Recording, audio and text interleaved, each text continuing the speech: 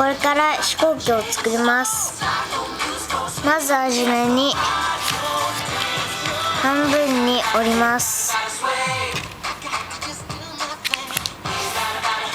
そして戻します。そしてこの角をここの線に合わせて折ります。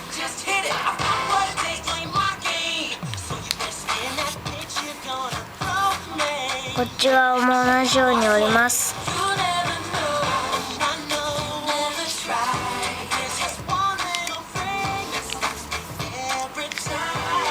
そして真ん中に向けて折ります。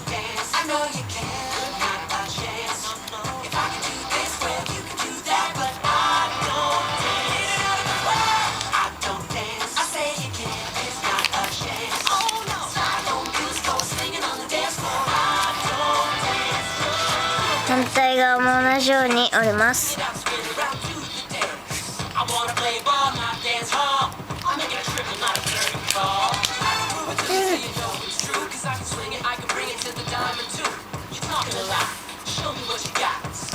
そしてここに合わせて折ります。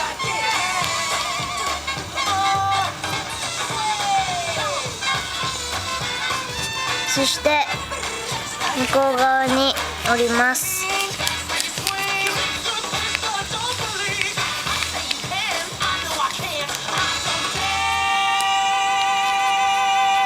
そして点線で折ります。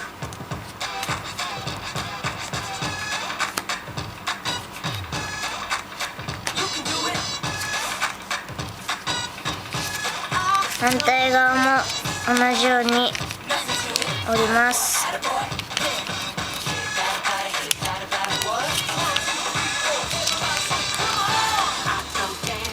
そして水平にして出来上がりです。